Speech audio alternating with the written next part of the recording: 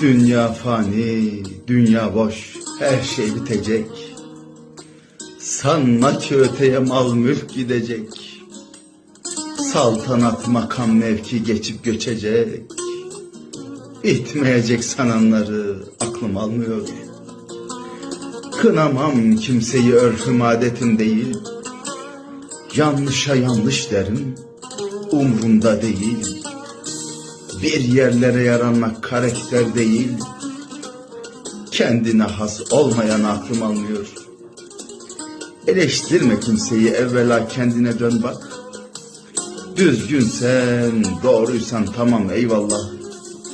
Ne edep, ne haya ve bir de ahlak olmayınca insanlığı aklım almıyor.